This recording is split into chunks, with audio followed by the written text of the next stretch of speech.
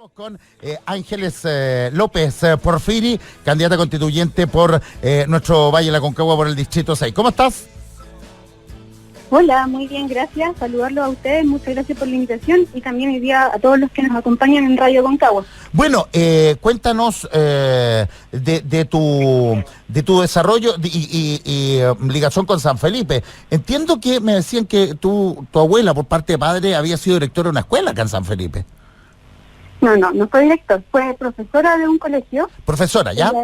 Exactamente, desde siempre profesora en San Felipe, así que siempre muy ligados a la ciudad, a la comuna principalmente, y bueno, en mi familia de toda la vida, por parte materna, dedicada a la agricultura, también en la misma comuna. En Miraflores, de Miraflores, ahí todos los López y los Porfiris, todos ahí en Miraflores, acá en San Felipe. Bueno, ¿por qué quieres ser constituyente? Bueno, yo principalmente acepté este desafío, me lo propusieron a través de Republicanos. ¿Ya? Y creo que estamos en una situación histórica como país, que es importante tener rostros nuevos, pero que al mismo tiempo estén capacitados técnicamente y profesionalmente para poder asumir este tremendo desafío, que es escribir una constitución que nos va a regir en los próximos 40 años. Así que creo que necesitamos renovar la política, que necesitamos gente joven, que se atienda a las necesidades sociales que tenemos hoy día y que podamos hacer una constitución que sea acorde a cómo ha avanzado nuestra sociedad. Así que creo que estoy súper capacitada para estos temas y creo que puedo hacerlo. Bueno, capacitada bajo la lógica de estudio, de qué tipo de preparación. Soy abogado de la Universidad Adolfo Ibáñez, tengo un minor en psicología organizacional, un diploma en empresas familiares y tratamiento tributario y además tengo un máster en derecho corporativo, perdón. Así que desde el punto de vista técnico sí creo que estoy absolutamente preparada, pero también porque he trabajado mucho en la calle. Desde muy chica hice mucho trabajo social a través de maristas en los Andes, a través de los centros vacacionales para niños de escasos recursos, y por lo tanto creo que hoy día necesitamos una constitución que tenga gente que efectivamente haya tenido algo de experiencia de vida, que no solamente esté desde su balcón mirando lo que pasa abajo en la sociedad, sino que efectivamente tenga calle, que se haya paseado por todas partes, que haya escuchado a la gente y que sepa efectivamente cuáles son las necesidades de las personas. ¿Falta calle en todo esto? Falta calle absolutamente. Si finalmente tenemos políticos que hoy día están en la Cámara, en el Senado, y que finalmente están regulando para sus bolsillos o para sus intereses personales, y lamentablemente no necesitamos esa gente, necesitamos gente que tenga vocación de servicio, que sea capaz de legislar para la ciudadanía, para las personas y por las personas.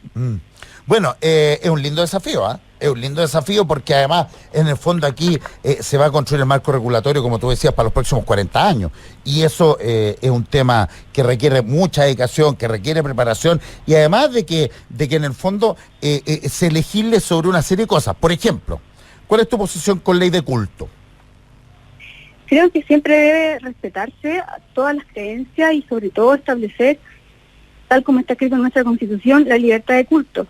Pero actualmente vemos que muchas veces los que son menos tolerantes, o sea, los que exigen tolerancia son los menos tolerantes respecto a estos temas. Ya hemos visto cómo con todo este estallido se han quemado iglesias, se han vandalizado las figuras en las que nosotros creemos, y finalmente eso no puede ser. Si establecemos la libertad de culto y ellos piden tolerancia, que esto sea para todos, o sea, yo te respeto, pero tú me respetas. Sí, claro. Derechos de agua. Derechos de agua. A ver, yo creo que hoy día el agua tiene que estar establecida en la Constitución como un bien nacional de uso público, súper importante, porque el agua es vida y ningún ser vivo puede vivir sin agua, por lo tanto, menos aún el ser humano. Es necesario establecer en la Constitución, a pesar de que ya se estableció en el Código de Aguas y en el Código Civil como un bien nacional de uso público, garantizarlo a través de esta Carta Magna como un derecho fundamental. Que se puedan establecer los requerimientos mínimos necesarios para el consumo humano y para la satisfacción de las necesidades básicas de las personas, no solamente hoy día el consumo, sino también a los servicios higiénicos, fundamental. Sí creo que no tiene que ver con los derechos de aprovechamiento de agua, que finalmente existe un derecho de propiedad sobre el derecho, pero si no tenemos agua difícilmente se puede hacer uso de ese derecho, no es la propiedad sobre el agua. Derecho, una propiedad o que sea una concesión estatal con una duración de años.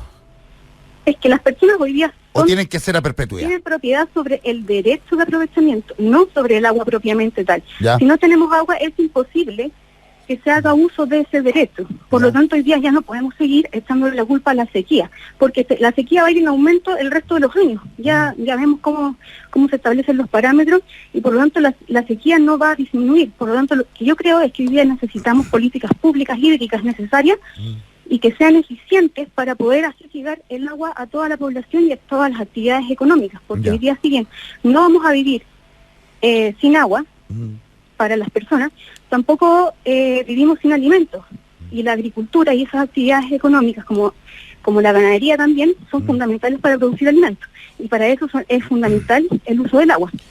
Por lo tanto, es un punto importante. Creo que sí el Estado tiene que hacerse cargo a través de políticas públicas que nos puedan abastecer de agua, tomarlo de ejemplo como los casos de Israel, donde se usan plantas de desalamiento de agua, y que también ya se hace en el norte, y se aprovecha el agua del mar para aprovechar el uso del agua del mar para llevarlos a otros sectores.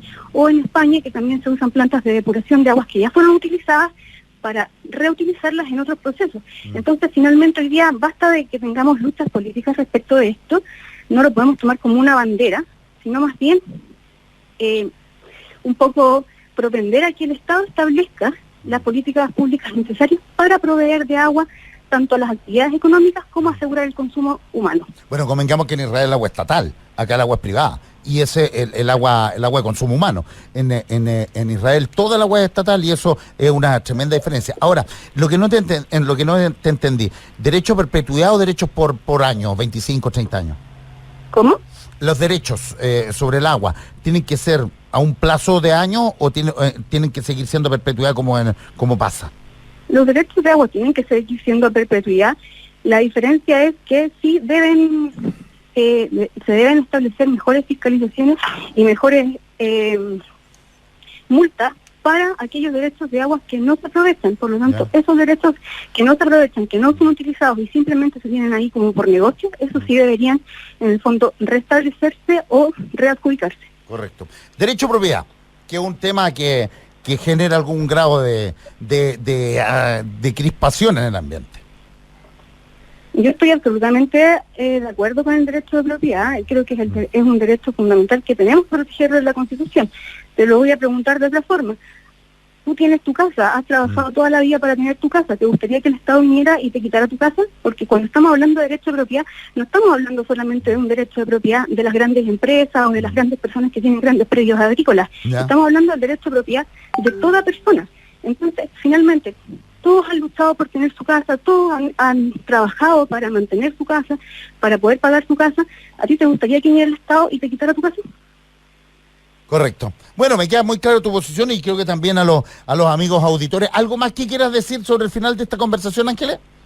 Bueno, hoy día yo los llamo principalmente a votar de forma informada, porque es importante tener personas que estén capacitadas, personas que hayan estado en la calle, personas que los hayan escuchado y personas que sean capaces de representar efectivamente sus necesidades en la nueva Constitución. No sacamos nada con votar por rostro, por farándula, si no tenemos personas que efectivamente sean capaces de hacer una legislación de una carta fundamental acorde a lo que pasa hoy día socialmente. Correcto. Y también los llamo a salir a votar, porque es muy importante. El día 11 de abril no nos estamos jugando un candidato que va a durar 4 o 6 años en un cargo. Nos estamos jugando una Constitución que nos va a regir, espero, por 40 años o quizás más.